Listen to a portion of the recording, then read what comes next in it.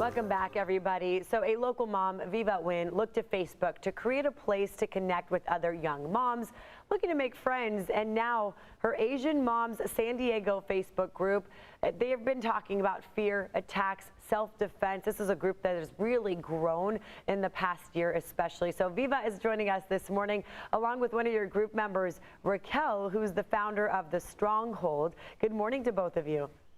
Good morning. So we'll How are explain, you? We're good, thank you, Viva. We'll explain what Raquel is up to in that side camera shot there. Some self-defense that we have to talk about, which is, of course, so important. But Viva, I want to start with you first about the Facebook group you created. First of all, tell us, why you created it and what you've seen recently.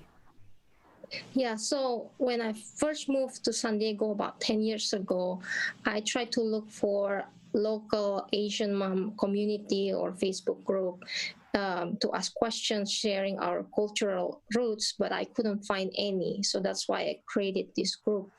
And now it is a to-go place for me and many other Asian moms to ask questions and seeking advice about many things, like where I can find language immersion school, bilingual nanny, or asking recommendation on like Asian skincare, salon, restaurant, and many more. Right. Now, Viva, you were explaining it has grown over 500 members now. And really the past year this has grown. So let's bring Raquel into the mix because our viewers may be wondering, what are they doing there? Self-defense, that's a really important part of what you guys are discussing in the group. Talk more about that, Raquel. Why is that so important? Hi, how are you? Yes, so it is super important. I mean, obviously, we're here. I own the gym. I co-founded it with my family in 2007, and self-defense was actually the reason why I started jiu-jitsu.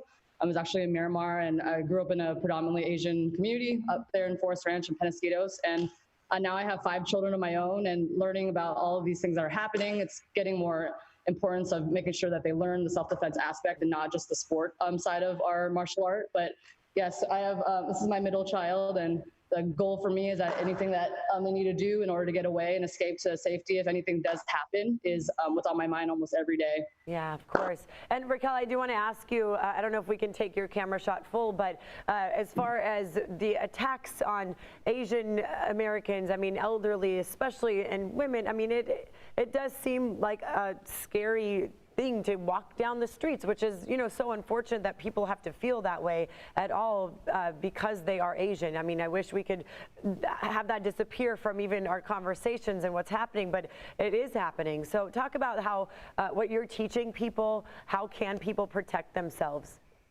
Yeah, so for us here at our academy, we teach a lot about awareness. That's basically number one for everything. We're not walking alone, especially in an area that, I grew up in Mira Mesa area, Penasquitos, and I've been hearing a lot of stories over there, and it's just unfortunate that that's, people that have been living there, especially my grandmother grew up in City Heights area, or not City Heights, like Golden Hills area, and just having to figure out like, hey, I can't walk down the street alone. I have to have like a younger family member with me, and making sure you're out even in the daytime. Things are happening as well. It's hard to tell your neighbors and your family members and friends that like you need to be on high alert now, and just places that you were super comfortable before, now you can't be comfortable anymore. And just having that mindset that things can happen at any time, at any place. It doesn't matter if it's at home, it could be at the store, things that you frequent all the time. It's awareness is definitely the biggest thing that we need to know now, is that it's happening, and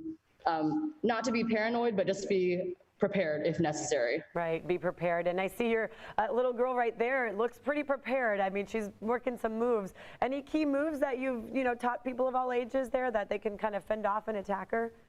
100%. Yeah. So this one that Nicola's doing right now is just a basic wrist grip break. And so let's say if an attacker grabs her by the wrist and tries to take her away, she grabs her own wrist and pulls away. Okay. There's a nice base right here, lightly bent, and then she can also run away if needed. So he grabs, she pulls away, and then she runs. There she goes. She's good.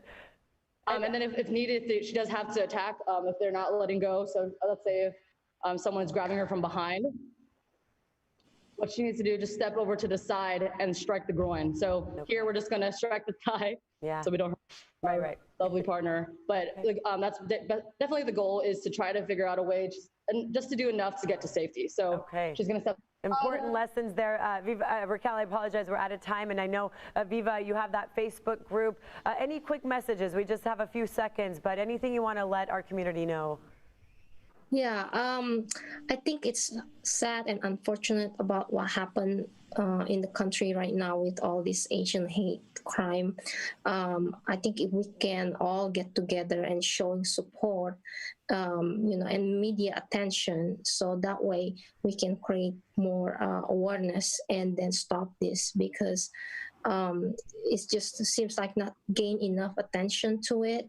So even though there's a lot of victims already, but it seems like it still keep happening. So I hope, we can all get together and then create more awareness about this, and then we can end this together.